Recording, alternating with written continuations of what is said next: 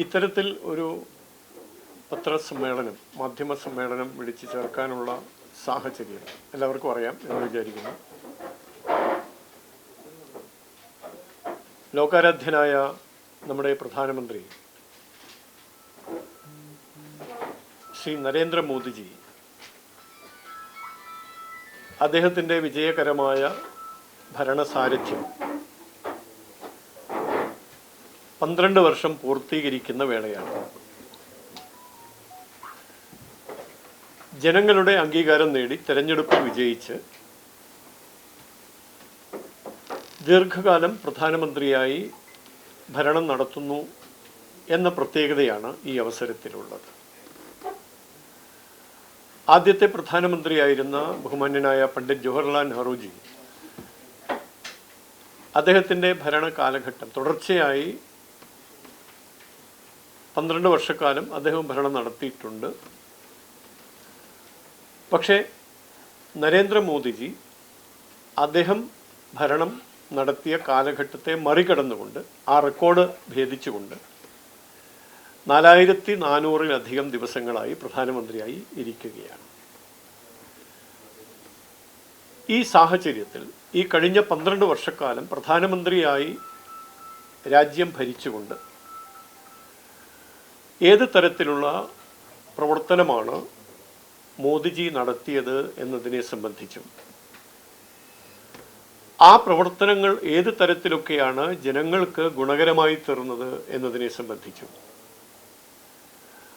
നമ്മുടെ രാജ്യത്തിൻ്റെ സമഗ്രമായ വികാസത്തിന് എങ്ങനെയാണ് ഇത് സഹായകമായി തീർന്നത് എന്നതിനെ സംബന്ധിച്ചുമൊക്കെ ജനങ്ങളിൽ അവബോധം സൃഷ്ടിക്കുക എന്നുള്ള ലക്ഷ്യത്തോടെയാണ് ഇത്തരത്തിലുള്ള ക്യാമ്പയിനിങ് നടക്കുന്നത്. അതിൻ്റെ ഭാഗമാണ് ഇന്നത്തെ നമ്മുടെ ഈ മാധ്യമ സമ്മേളനം. 2014 നരേന്ദ്രമോദിജി അധികാരം ഏറ്റെടുക്കുമ്പോൾ നമ്മുടെ ഭാരതം സാമ്പത്തിക മേഖലയിൽ ഏത് നിലവാരത്തിലാണ് ഉണ്ടായിരുന്നത് നമുക്കറിയാം, 10ാം സ്ഥാനത്തായിരുന്നു. പക്ഷെ ഇന്ന് നമ്മൾ 12 വർഷത്തെ അദ്ദേഹത്തിൻ്റെ ഭരണകാല പരിധി പൂർത്തിയാക്കുമ്പോൾ സാമ്പത്തിക രംഗത്ത് 3ാം സ്ഥാനത്ത് നാം എത്തിച്ചേർന്നിരിക്കുകയാണ്. നരേന്ദ്രമോദിജി ഭാരതത്തിൻ്റെ പ്രധാനമന്ത്രിയായി ചുമതല ഏറ്റെടുക്കുന്ന 2014 നമ്മുടെ രാജ്യത്ത് ദാരിദ്ര്യരേഖയ്ക്ക് താഴെയുള്ള ആളുകൾ എന്ന നിലയ്ക്ക് ഏതാണ്ട് 60% ആളുകളും ദാരിദ്ര്യവും പട്ടിണിയും അനുഭവിക്കുന്നവരായിരുന്നു. ആ സാഹചര്യത്തിൽ നിന്ന് മറികടന്നുകൊണ്ട്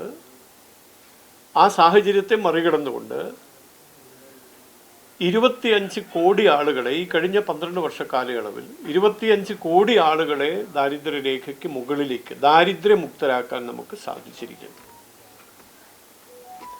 പൊതുവെ നമ്മുടെ നാടിൻ്റെ വികസന സംബന്ധമായ കാര്യങ്ങൾ വിലയിരുത്തുമ്പോൾ സാമ്പത്തിക ശാസ്ത്രജ്ഞന്മാരും സാമൂഹിക ശാസ്ത്രജ്ഞന്മാരുമൊക്കെ പറയാറുണ്ടായിരുന്നത് റീജിയണൽ ഇംബാലൻസ് എന്നൊരു വലിയ പ്രശ്നം നമ്മുടെ വികസന കാര്യത്തിലുണ്ട്. പ്രാദേശികമായ അസന്തുലിതാവസ്ഥയുണ്ട്. പ്രാദേശികമായ അസന്തുലിതാവസ്ഥ എന്ന് പറയുമ്പോൾ ചില പ്രദേശങ്ങൾക്കുണ്ടാകുന്ന വികസനത്തിന് ആനുപാതികമായി ഭാരതത്തിലെ മറ്റ് ചിലയിടങ്ങളിൽ വികസനം എത്തുന്നില്ല. പ്രത്യേകിച്ച് വടക്ക് കിഴക്കൻ സംസ്ഥാനങ്ങളിലെ ജനങ്ങളെ സംബന്ധിച്ചിടത്തോളം അവർ അനുഭവിച്ചിരുന്ന പ്രയാസങ്ങൾ, അവർക്ക് വേണ്ട രീതിയിലുള്ള മൊബിലിറ്റി കിട്ടാവുന്ന തരത്തിൽ ഗതാഗത സൗകര്യങ്ങളുടെ കുറവുണ്ട്, നല്ല വിദ്യാഭ്യാസം ലഭിക്കാനുള്ള പ്രയാസങ്ങളുണ്ട്, ആരോഗ്യ സംബന്ധമായ കാര്യങ്ങൾക്ക് വേണ്ടത്ര ശ്രദ്ധ അവർക്ക് ലഭിക്കുന്നില്ല. ഈ നിലയ്ക്ക് ഭാരതത്തിൻ്റെ ചിലയിടങ്ങളിലുള്ള ജനങ്ങൾക്ക് ഞങ്ങൾ അവഗണിക്കപ്പെടുന്നു, വികസനം ഞങ്ങൾക്ക് വേണ്ട രീതിയിൽ ലഭ്യമാകുന്നില്ല എന്ന ഒരു വിശ്വാസം ഉള്ളവരായിരുന്നു. പക്ഷേ അത് മാറ്റിയെടുക്കാൻ നമുക്ക് കഴിഞ്ഞു. റീജിയണൽ ഇംബാലൻസ് വികസന കാര്യത്തിൽ അത് പഴങ്കഥയായി മാറിക്കഴിഞ്ഞു.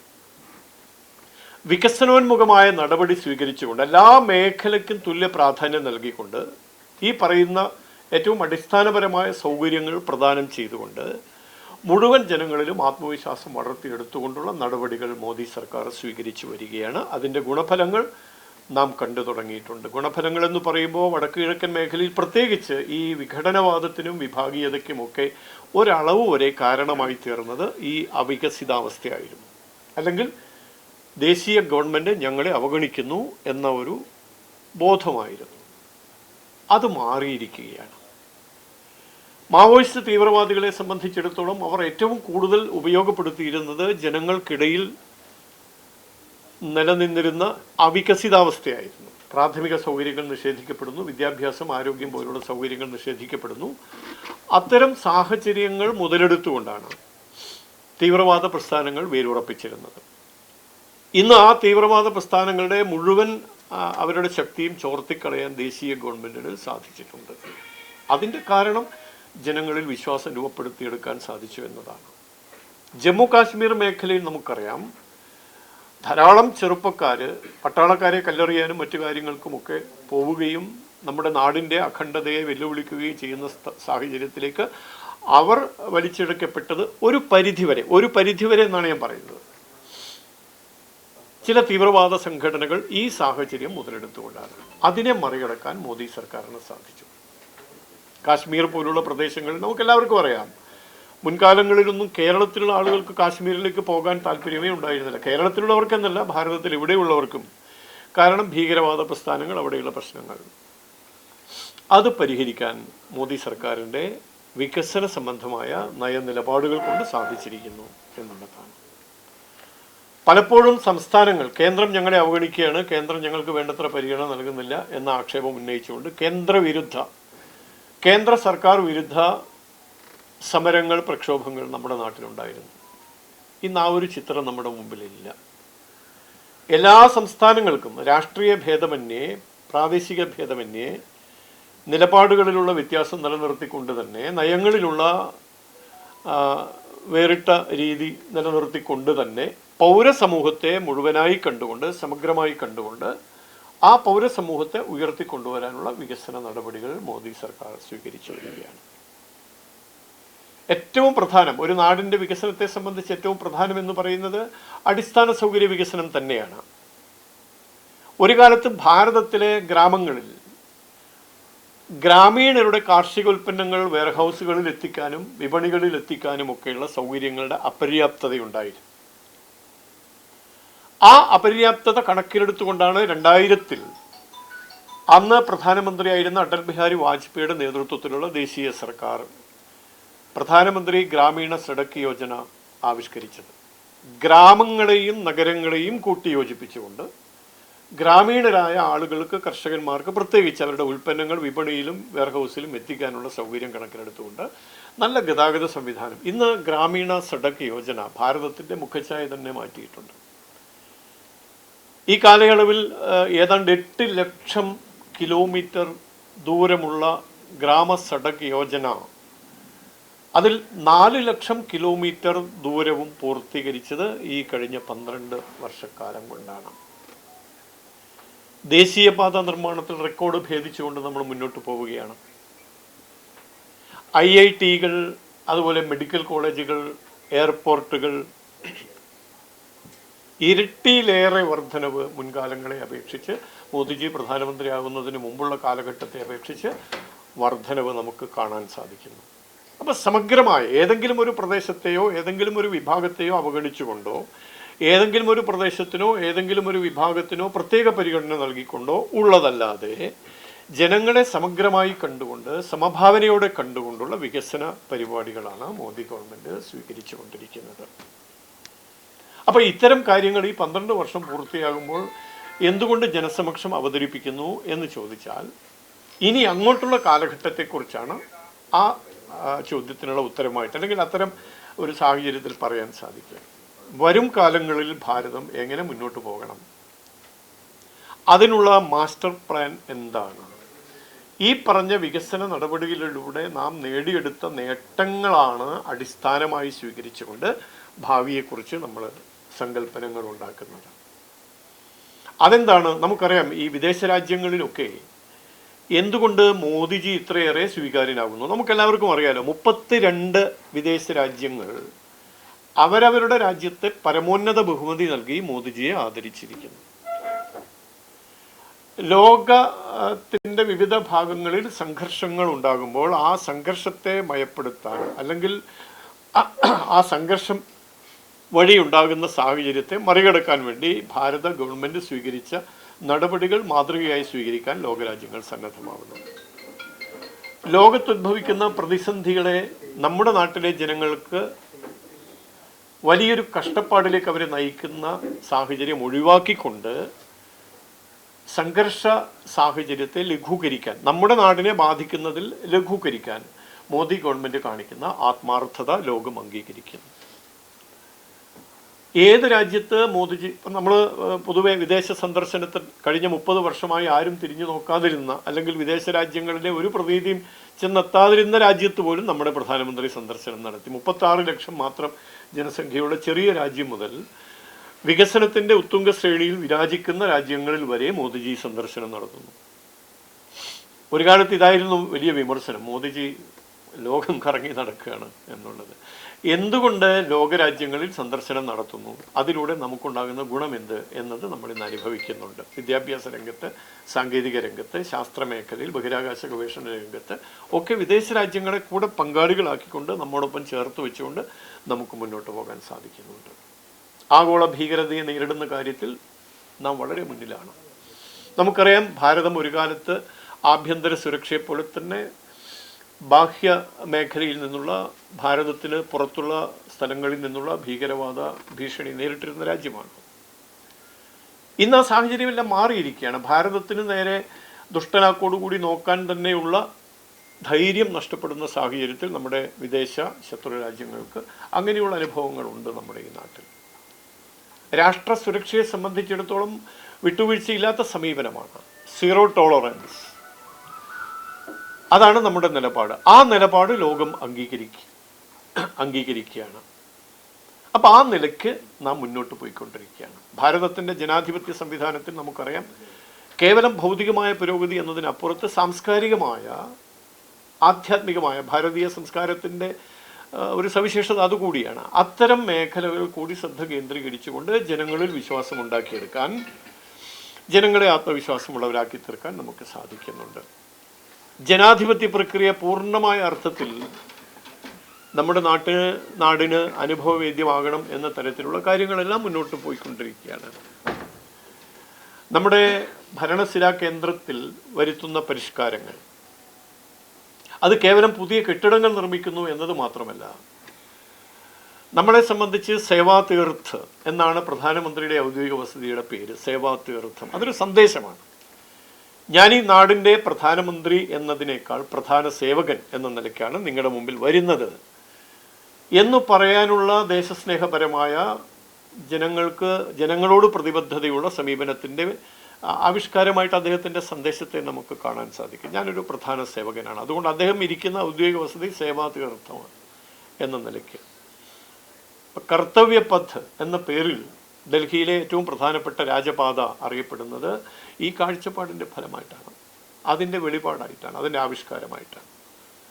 അപ്പോൾ ആ നിലക്ക് നമ്മുടെ ഭാരതത്തിൻ്റെ തനത് സംസ്കാരത്തെ ഉയർത്തിപ്പിടിക്കുന്ന നടപടികൾ, നമ്മുടെ പ്രതിരോധ മേഖലയ്ക്ക് കരുത്തു പകരുന്ന നടപടികൾ, സ്ത്രീ ശാക്തീകരണത്തിന് ഊന്നൽ നൽകിക്കൊണ്ടുള്ള നടപടികൾ, നാരീശക്തി ഉദ്ധരിക്കുന്നതിലൂടെയാണ് ഭാരതം ഉദ്ധരിക്കപ്പെടുക എന്നുള്ള മോദിജിയുടെ നിലപാട്, കാഴ്ചപ്പാട്, ദേശീയ ഗവൺമെൻറ്റിൻ്റെ നയനിലപാടുകൾ, യുവാക്കളെയും പാർശ്വവൽക്കരിക്കപ്പെട്ടവരെയും കർഷകരെയും മുഖ്യധാരയിലേക്ക് ഉയർത്തിക്കൊണ്ടുവന്ന് അവരിലും പൗരബോധം വളർത്തി ദേശസ്നേഹികളാക്കി സമൂഹത്തോട് പ്രതിബദ്ധതയുള്ളതാക്കി മാറ്റാനുള്ള പ്രവർത്തനങ്ങൾ. വിദ്യാഭ്യാസ മേഖലയിൽ നമുക്കറിയാം, 30 വർഷത്തിന് മുമ്പാണ്, 1984 വിദ്യാഭ്യാസ പരിഷ്കാരം ഭാരതത്തിൽ നടന്നത്. അത് മാറ്റിമറിച്ചുകൊണ്ട് പുതിയ വിദ്യാഭ്യാസ നയം നമ്മൾ സ്വീകരിക്കുകയാണ്. അപ്പോൾ വിദ്യാഭ്യാസ മേഖലയിൽ, ആരോഗ്യ മേഖലയിൽ ഏറ്റവും ആധുനികമായ ആർട്ടിഫിഷ്യൽ ഇൻ്റലിജൻസ് സംവിധാനം വരെ ഉപയോഗപ്പെടുത്തിക്കൊണ്ട് ഏറ്റവും ആധുനികമായ ചികിത്സാ സൗകര്യങ്ങൾ നൽകാൻ മോദി ഗവൺമെൻറ് സ്വീകരിച്ച നടപടികളുണ്ട്. ആ നിലയിലെല്ലാം തന്നെ നമ്മുടെ നാട് വികസനത്തിൻ്റെ പാതയിലേക്ക് കുതിക്കുകയാണ്. വികസനം, വിശ്വാസം, ജനക്ഷേമം, ഈ 3 കാര്യങ്ങളിലാണ് ഊന്നൽ നൽകിയിട്ടുള്ളത്. വികസനം, വിശ്വാസം, ജനക്ഷേമം, ഈ 3 കാര്യങ്ങളിൽ ഊന്നൽ നൽകിക്കൊണ്ട് ഒട്ടേറെ വികസന പദ്ധതികൾ, ഞാനിത് വിശദമായിട്ട് നിങ്ങളുടെ മുമ്പിൽ അവതരിപ്പിക്കുന്നില്ല. പക്ഷേ ഏറ്റവും പ്രധാനമായി ദാരിദ്ര്യ നിർമ്മാർജ്ജനവും ജനക്ഷേമവും ലക്ഷ്യം വെച്ചുകൊണ്ടുള്ള ചില നടപടികൾ. ഞാൻ നേരത്തെ സൂചിപ്പിച്ചു, 25 കോടി ജനങ്ങൾ ദാരിദ്ര്യമുക്തരായി, 58 കോടി ബാങ്ക് അക്കൗണ്ടുകൾ, ജൻധൻ അക്കൗണ്ടുകൾ നമ്മുടെ നാട്ടിലുണ്ടാകുന്നു. കോവിഡ് മഹാമാരിയുടെ കാലത്ത് 81 കോടി പൗരന്മാർക്കാണ് സൗജന്യ ഭക്ഷ്യധാന്യങ്ങൾ വിതരണം ചെയ്ത് അതിപ്പോഴും തുടർന്നുകൊണ്ടിരിക്കുകയാണ്. 60 കോടി ആളുകൾക്കാണ് ആയുഷ്മാൻ ഭാരത് പദ്ധതി വഴി സൗജന്യ ചികിത്സയും മറ്റ് ആരോഗ്യ സുരക്ഷാ സംവിധാനങ്ങളും. 58 കോടി ആളുകൾ ഇൻഷുറൻസ് പരിരക്ഷയിൽ ഉൾപ്പെട്ടിട്ടുണ്ട്. PM ആവാസ് യോജന വഴി നമുക്ക് 4 കോടി കുടുംബങ്ങൾക്ക് വീടുകൾ നിർമ്മിച്ച് നൽകാൻ സാധിച്ചിട്ടുണ്ട്. ഉജ്ജ്വല യോജന വഴി 11 കോടി സ്ത്രീകൾക്ക് സൗജന്യ പാചകവാതക കണക്ഷൻ നൽകാൻ സാധിച്ചു. ജൽജീവൻ മിഷനിലൂടെ 16 കോടി വീടുകളിലാണ് ശുദ്ധജലം എത്തിക്കാൻ സാധിച്ചത്. സ്വച്ഛ ഭാരത് വഴി 12 കോടി ശുചിമുറികൾ നിർമ്മിക്കാൻ നമുക്ക് സാധിച്ചു. സാമ്പത്തിക ശാക്തീകരണം, കാർഷികം, തൊഴിൽ തുടങ്ങിയ മേഖലകളിൽ വലിയ നേട്ടങ്ങൾ നമുക്കുണ്ടാക്കിയെടുക്കാൻ സാധിച്ചിട്ടുണ്ട്. 11 കോടി കർഷകർക്കാണ് കിസാൻ സമ്മാൻ നിധി വഴിയുള്ള വർഷം 6000 രൂപ എന്ന നിലയ്ക്കുള്ള ധനസഹായം നൽകുന്നത്. കിസാൻ ക്രെഡിറ്റ് കാർഡിൻ്റെ കാര്യം നമുക്കറിയാം. മുദ്ര യോജനയിലൂടെ 57 കോടി ഈടില്ലാത്ത വായ്പയുടെ ഗുണഭോക്താക്കൾ നമ്മുടെ രാജ്യത്തുണ്ടായി. ആ നിലയ്ക്ക് സാമ്പത്തികമായി നമ്മുടെ പാർശ്വവൽക്കരിക്കപ്പെട്ടവർക്ക്, യുവാക്കൾക്ക് ഉയർന്നു വരാനുള്ള പദ്ധതികൾ. അടിസ്ഥാന സൗകര്യ വികസനവും ഗതാഗതവും ആ മേഖല നമ്മൾ നോക്കുകയാണെങ്കിൽ ദേശീയ പാതകളുടെ നീളം 91,287 കിലോമീറ്ററിൽ നിന്ന് 1.46 ലക്ഷം കിലോമീറ്ററായി വർദ്ധിച്ചു. 91,287 കോടി എന്നതിൽ നിന്ന് 1.46 ലക്ഷം കിലോമീറ്റർ എന്ന നിലയ്ക്ക് റോഡുകളുടെ നിർമ്മാണം. റെയിൽവേയിലും വലിയ തോതിലുള്ള വികസനം ഉണ്ടായിട്ടുണ്ട്. 99.6% വൈദ്യുതീകരണം പൂർത്തിയാക്കിയിട്ടുണ്ട്. 1337 സ്റ്റേഷനുകൾ അമൃത് ഭാരത് പദ്ധതിയിലൂടെ നവീകരിക്കുന്നുണ്ട്. 164 വന്ദേ ഭാരത് ട്രെയിനുകൾ ഇന്ന് ഭാരതത്തിൽ സർവീസ് നടത്തുകയാണ്. വിമാനത്താവളങ്ങളിൽ നേരത്തെ ഞാൻ സൂചിപ്പിച്ചു. മെട്രോ ശൃംഖല 5 നഗരങ്ങളിലായിരുന്നു മെട്രോ ശൃംഖല ഉണ്ടായിരുന്നത്. അത് 26 നഗരങ്ങളിലേക്ക് വികസിപ്പിക്കാനായിട്ട് സാധിച്ചിട്ടുണ്ട്. ഈ നിലയ്ക്ക് ഗതാഗത സംവിധാനം, അടിസ്ഥാന സൗകര്യ വികസനം, ദേശീയ സുരക്ഷയെ സംബന്ധിച്ച് സൂചിപ്പിച്ചു. ദേശീയ സുരക്ഷയെ സംബന്ധിച്ച് ഏറ്റവും പ്രധാനപ്പെട്ട ഒരു കാര്യമുള്ളത്, സായുധ സേനയിലെ വനിതാ ഓഫീസർമാരുടെ എണ്ണം 3000-ൽ നിന്ന് 11,000-ആയി ഉയർന്നു എന്നുള്ളതാണ്. ഈ കഴിഞ്ഞ സ്വാതന്ത്ര്യദിന പരേഡ് നയിച്ചത് നമ്മുടെ സഹോദരിമാരുടെ റെജിമെൻ്റാണ്. 2 വർഷമായിട്ട് അതാണ് സംഭവിക്കുന്നത്. നമുക്കറിയാം, ഓപ്പറേഷൻ സിന്ദൂർ നമ്മുടെ രാജ്യത്തെ നമ്മുടെ സഹോദരിമാരുടെ സിന്ദൂരം മായ്ച്ചു കളഞ്ഞ കശ്മലന്മാരെ നേരിട്ട രീതി നമുക്കറിയാം. ആ സംഭവ വികാസങ്ങളെ മുഴുവൻ ജനസമക്ഷം അവതരിപ്പിക്കാനുണ്ടായിരുന്നത് വനിതാ ഓഫീസർമാരാണ്. അപ്പോൾ ആ നിലയ്ക്ക് നേരത്തെ പറഞ്ഞ നാരീശക്തിയുടെ, സ്ത്രീ ശാക്തീകരണത്തിൻ്റെ മറ്റൊരു ഉദാഹരണമാണ്. അപ്പോൾ ഈ നിലയ്ക്കൊക്കെ നമ്മുടെ ഭാരതത്തിന് ആത്മവിശ്വാസത്തോടെ ലോകസമക്ഷം തലയുയർത്തിപ്പിടിക്കാൻ കഴിയുന്ന വികസന നടപടികൾ, നിലപാടുകൾ സ്വീകരിച്ചുകൊണ്ട് മോദി സർക്കാർ മുന്നോട്ട് പോവുകയാണ്. ഇക്കാര്യങ്ങളൊക്കെ ജനസമക്ഷം എത്തിക്കാൻ ഇവിടെ വന്നു ചേർന്ന മാധ്യമ പ്രവർത്തകരായ സഹോദരങ്ങളുടെ സമ്പൂർണ്ണമായ സഹകരണം ഈ അവസരത്തിൽ അഭ്യർത്ഥിക്കുകയാണ്. ഇനി അങ്ങോട്ടുള്ള നാളുകളിൽ ഞാൻ നേരത്തെ സൂചിപ്പിച്ചു, നമ്മൾ ഈ കാര്യങ്ങളെല്ലാം പറയുന്നത് ഭാവിയിൽ എങ്ങനെ നമുക്ക് മുന്നോട്ട് പോകണം എന്നതിനെ സംബന്ധിച്ച് ഉള്ള ഒരു അടിസ്ഥാനമായിട്ടാണ് ഈ ഇതുവരെ നമ്മൾ അനുഭവിച്ച വികസന കാര്യങ്ങളെ നമ്മൾ കാണുന്നത്. ഭാവിയിലും നമ്മുടെ ഭാരതം എല്ലാം സമ്പൂർണ്ണമായി എന്ന അവകാശവാദമില്ല. ഇനിയും ഒരുപാട് മുന്നോട്ട് പോകാനുണ്ട്. ആ മുന്നോട്ടുള്ള പോക്കിനു കൂടി മാധ്യമ പ്രവർത്തകരായ സഹോദരങ്ങളുടെ പിന്തുണ വേണം. ജനങ്ങളിൽ ആത്മവിശ്വാസം വളർത്തുക, പൗരബോധം വളർത്തുക, അതിലൂടെ നമ്മുടെ നാടിനെ ലോകത്തിൻ്റെ നിറവിലെത്തിക്കുക. അങ്ങനെ എത്തുമ്പോഴാണ് വികസിത ഭാരതം എന്ന സങ്കല്പം സാക്ഷാത്കൃതമാകുന്നത്. 2047 ആകുമ്പോഴേക്കും വികസിത ഭാരതം എന്ന നമ്മുടെ ലക്ഷ്യം സാക്ഷാത്കരിക്കപ്പെടണം എന്ന ദൃഢനിശ്ചയത്തോടെ, വിശ്വാസത്തോടെയാണ് മോദി ഗവൺമെൻറ് മുന്നോട്ട് പോകുന്നത്. ഈ കാര്യങ്ങളാണ് നിങ്ങളുടെ മുമ്പിൽ ഇന്ന് പറയാനുള്ളത്.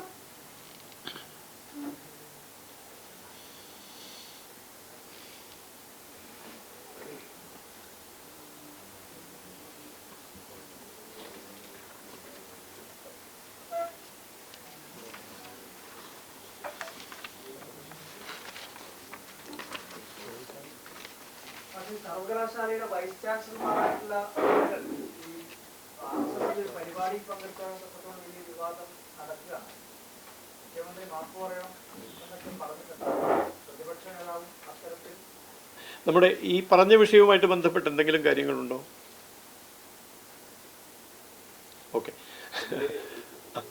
ഇതിലാകെ നമ്മുടെ ഇന്ധനവില വർധനവിലാണ് ഒരു ആശങ്കയായി ഇപ്പോൾ നിൽക്കുന്നത്. അതിന് മാത്രം ഒരു മറുപടി. ഇന്ധനവില വർധനവ് നമ്മെ സംബന്ധിച്ചിടത്തോളം കഴിഞ്ഞ ദിവസം ബഹുമാന്യനായ കേന്ദ്ര ആഭ്യന്തരമന്ത്രി അദ്ദേഹത്തിൻ്റെ പ്രസംഗത്തിൽ സൂചിപ്പിച്ചൊരു കാര്യമുണ്ട്. നമ്മളെല്ലാം അത് ഞാൻ വരാം കേട്ടോ താങ്കൾ ചോദിച്ചു. അതിൽ നമുക്കറിയാം മറ്റ് പല രാജ്യങ്ങളിലും ഈ പശ്ചിമേഷ്യൻ സംഘർഷം വഴി ഉണ്ടായ ഏറ്റവും വലിയ പ്രതിസന്ധി എണ്ണ ഉൽപ്പന്നങ്ങളുടെ വില വർധനവ് തന്നെയാണ്. പക്ഷേ നമുക്ക് ഭാരതത്തെ സംബന്ധിച്ചിടത്തോളം നാമമാത്രമായൊരു വർധനവിൽ ഒതുക്കാൻ നമുക്ക് സാധിച്ചു. തൊട്ടടുത്ത രാജ്യങ്ങളിൽ പ്രത്യേകിച്ച് പാകിസ്ഥാനിലും ശ്രീലങ്ക പോയി കഴിഞ്ഞാൽ പാകിസ്ഥാനെ ചൂണ്ടിക്കാണിച്ച് ഉദാഹരണം പറയാമെന്ന് വിചാരിക്കേണ്ട, 446 രൂപയാണ് 1 ലിറ്റർ പെട്രോളിൻ്റെ വില ഇന്ന് അവിടെ. പക്ഷെ നമ്മുടെ നാട്ടിലെ അവസ്ഥ നമുക്കറിയാം. അപ്പോൾ ആ നിലയ്ക്ക് ഇന്ധന വില വർധനവ് നമ്മുടെ നിയന്ത്രണത്തിൽ നിൽക്കുന്ന ഒരു കാര്യമല്ല എന്നൊരു യാഥാർത്ഥ്യമുണ്ട്.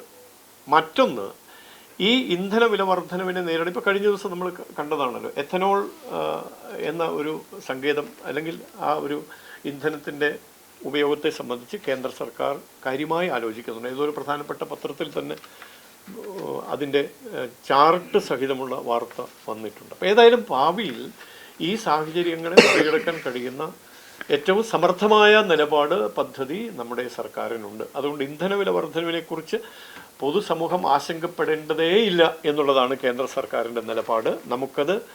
നമുക്ക് സഹിക്കാവുന്ന അത്രയും നമുക്ക് വഹിക്കാവുന്ന അത്രയും പിടിച്ചു നിർത്താനുള്ള പദ്ധതി സർക്കാരിനുണ്ട്.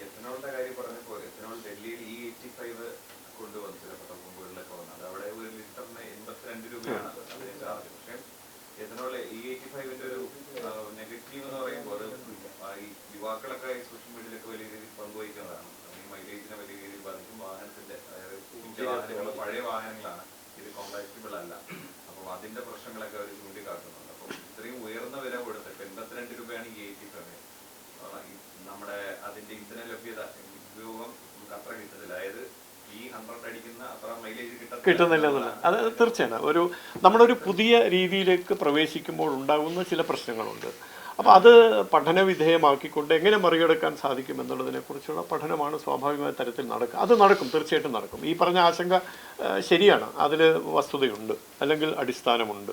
അപ്പോൾ അതും കൂടെ പരിഹരിച്ചുകൊണ്ട് ഇപ്പോൾ നമുക്കിപ്പോൾ ഇലക്ട്രിക് വാഹനങ്ങളിലേക്ക് കൂടുതലായി നമ്മൾ നീങ്ങുക എന്നൊരു സമീപനം ഉണ്ടാകും.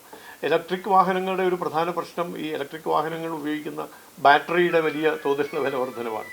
അപ്പോൾ അത് പരിഹരിക്കാൻ കഴിയുന്ന തരത്തിൽ ഈ ഇലക്ട്രിക് വാഹനങ്ങളിൽ ഉപയോഗിക്കുന്ന ബാറ്ററികൾ വില കുറച്ച് നൽകാനുള്ള നടപടികളെക്കുറിച്ചും ഗതാഗത വകുപ്പ് ആലോചിക്കുന്നുണ്ട്. ഈ പറഞ്ഞ പ്രശ്നവും തീർച്ചയായിട്ടും അത് അടിസ്ഥാനമുള്ള വിഷയം തന്നെയാണ്, ശ്രദ്ധിക്കേണ്ട വിഷയം തന്നെയാണ്. അത് ശ്രദ്ധിച്ചുകൊണ്ട് മുന്നോട്ട് പോകാൻ കഴിയുമെന്നാണ് വിശ്വാസം. ശരിക്കും ബിജെപിക്ക് മറുപടി പറയാൻ കഴിയാത്തത് ഈ ഒരു വിഷയത്തിൽ മാത്രമല്ലേ? ഇതൊരു വലിയ പ്രതിസന്ധി തന്നെയല്ലേ? ഞാൻ മറുപടി പറഞ്ഞില്ലേ, പ്രതിസന്ധിയായി മാറുന്നല്ലേ? മറുപടി 50 രൂപക്ക് പെട്രോൾ നൽകും എന്ന് പറഞ്ഞുകൊണ്ടാണല്ലോ അധികാരത്തിൽ വന്നത്. അതിനുശേഷം പിന്നെ ഒരു നടപടി ഉണ്ടായി. നോക്കൂ, 50 രൂപക്ക് പെട്രോൾ നൽകും എന്ന് പറയുന്ന കാലത്ത് 2.5 ലക്ഷം കോടി രൂപ ഓയിൽ പൂളിൽ നമുക്ക് കടമുണ്ടായിരുന്നു. ലോക സംവിധാനത്തിൽ ഓയിൽ പൂൾ എന്നൊരു സംവിധാനം ഉണ്ടല്ലോ, 2.5 ലക്ഷം കോടി രൂപ. അങ്ങനെയല്ലോ ജനങ്ങളോട് പറഞ്ഞത്, അങ്ങനെ ആ രീതിയിലൊന്നും അല്ല. പെട്രോളിന്റെ GST ഇതൊക്കെ വരുന്ന സമയത്ത് ഇതൊക്കെ ഉൾപ്പെടുത്തി പെട്രോളിന്റെ 50 രൂപക്ക് പെട്രോൾ കിട്ടുമ്പോൾ ഇതൊക്കെ പറയണട്ടോ. GST ഉൾപ്പെടുത്തി അല്ലേ? GST ഉൾപ്പെടുത്തി എന്നാണല്ലോ. ഈ GST പെട്രോളിയം ഉൽപ്പന്നങ്ങൾ ഉൾപ്പെടുത്താതിരിക്കാൻ ഏറ്റവും ശക്തമായി വാദിച്ചത് ആരാണെന്ന് അറിയും? കേരള ഗവൺമെൻറ്റാണ്, ഇടതുപക്ഷ ഗവൺമെൻറ്റാണ്. എന്തുകൊണ്ടാണ്? ഈ പറയുന്നത് പൊതുവേ നമ്മൾ പറയണം, ഇപ്പോൾ ഈ പെട്രോൾ പമ്പുകൾ സ്ഥാപിക്കുക, പെട്രോളിയം ഉൽപ്പന്നങ്ങൾ വിതരണം ചെയ്യുക, ഇത്തരം കാര്യങ്ങളിൽ സംസ്ഥാന ഗവൺമെന്റിന് ഒരു റോളുമില്ല. പക്ഷേ ഇന്ന് സംസ്ഥാന ഗവൺമെന്റിന്റെ വരുമാനത്തിന്റെ വലിയ ഒരു വിഹിതം ഈ പെട്രോളിയം ഉൽപ്പന്നങ്ങൾ വിൽക്കുന്നതിലൂടെ ലഭിക്കുന്ന നികുതിയിലൂടെയാണ്. ശരിക്കും നോക്കുകൂലിയാണ് സംസ്ഥാന സർക്കാർ വാങ്ങുന്നത്. അല്ലാതെ സംസ്ഥാന സർക്കാരിന് 5 പൈസ മുതൽ മുടക്കില്ലാതെയാണ് പെട്രോൾ പമ്പുകൾ പ്രവർത്തിക്കുന്നത്. ആ പമ്പിലൂടെ വിൽക്കുന്ന പെട്രോളിയം ഉൽപ്പന്നങ്ങൾ വഴി ലഭിക്കുന്ന നികുതി പണം, വലിയ തോതിലുള്ള നികുതി പണം കേരള ഗവൺമെൻറ് സ്വീകരിക്കുകയാണ്. അപ്പോൾ ഞാൻ പറഞ്ഞത് അതല്ല. അപ്പോൾ ഈ പറഞ്ഞ 50 രൂപയ്ക്ക് പെട്രോൾ നൽകുന്ന അന്നത്തെ സാഹചര്യത്തിൽ അങ്ങനെയാണ്. പക്ഷേ ഇന്ന് ആ രീതിയിലല്ല കാര്യങ്ങൾ പോകുന്നത്. അതുകൊണ്ട് വർത്തമാനകാല സാഹചര്യം കൂടി കണക്കിലെടുത്തുകൊണ്ടല്ലാതെ സർക്കാരിന് നയം സ്വീകരിക്കാൻ സാധ്യമല്ല. അതാണ് അതിനെ സംബന്ധിച്ചുള്ളത്. എന്താ താങ്കളുടെ ബാരലിന് ഇത്രയധികം വില കുറഞ്ഞപ്പോഴും ആ കുറവ് ജനങ്ങൾക്ക് വെച്ചപ്പോൾ അതിന്റെ ആനുകൂല്യം ഇഷ്ടംപോലെ കേന്ദ്ര സർക്കാർ ലഭിച്ചിട്ടുണ്ട്. 2.5 ലക്ഷം കോടി ഉണ്ടായി എന്ന് പറയുമ്പോൾ അതിന്റെയോ എത്രയോ 10 മടങ്ങ് വരുമാനം കേന്ദ്ര സർക്കാരിന് ഉണ്ടായിട്ടുള്ളൂ. അതും കാണാറുണ്ട്. ഇല്ല അങ്ങനെയല്ല. ഇപ്പം നമുക്ക് എന്തുകൊണ്ടാണ് ഞാൻ പറഞ്ഞല്ലോ, പാകിസ്ഥാനിൽ 446 രൂപയ്ക്ക് പെട്രോൾ വാങ്ങുമ്പോൾ ഭാരതത്തിൽ എന്തുകൊണ്ടാണ് 116, 120 രൂപയ്ക്ക് നമുക്ക് പെട്രോൾ കൊടുക്കാൻ കഴിയുന്നത്? അത് ദീർഘവീക്ഷണത്തോടെയുള്ളൊരു നിലപാടിൻ്റെ ഭാഗമാണ്. അപ്പോൾ ഒരു കരുതൽ എന്ന നിലയ്ക്ക് കൂടി നമ്മൾ വേണ്ടി ഇപ്പോൾ പെട്ടെന്ന് ഇപ്പം നമുക്ക് എല്ലാവർക്കും അറിയാമല്ലോ, ജനഹിതം ഹിതകരമായതും ഗുണകരമായതും രണ്ട് കാര്യങ്ങളുണ്ട്. അപ്പം നമ്മളൊരു നടപടി സ്വീകരിക്കുമ്പോൾ ജനങ്ങൾക്ക് ഇഷ്ടപ്പെടുന്നത് ജനഹിതം, ജനങ്ങൾക്ക് ഇഷ്ടപ്പെടുന്നത് ഹിതകരമായ നിലപാടുകൾ സ്വീകരിക്കാം, ജനങ്ങൾക്ക് ഗുണകരമായതും സ്വീകരിക്കാം. ഗുണകരമായി സ്വീകരിക്കുന്ന നിലപാടുകൾ ഒരുപക്ഷെ ഹിതകരമാകണമെന്നില്ല, ഇഷ്ടപ്പെടണമെന്നില്ല. അപ്പം അങ്ങനെയുള്ള ചില പ്രശ്നങ്ങൾ അതിലുണ്ട്. അപ്പോൾ പെട്രോളിയം ഉൽപ്പന്നങ്ങളുടെ വിലവർദ്ധനവുമായി അല്ലെങ്കിൽ പെട്രോളിയം ഉൽപ്പന്നങ്ങളുടെ വില നിലവാരവുമായി ബന്ധപ്പെട്ട് ഇത്തരം കാര്യങ്ങൾ കൂടി നമ്മൾ പരിഗണിക്കണം. ജനങ്ങൾക്ക് ഇഷ്ടപ്പെടുന്ന കാര്യങ്ങളുമുണ്ട്, ജനങ്ങൾക്ക് ഗുണകരമായ കാര്യങ്ങളുമുണ്ട്. ജനങ്ങൾക്ക് ഗുണകരമാകുന്ന കാര്യങ്ങൾക്കാണ് മുൻഗണന നൽകുക.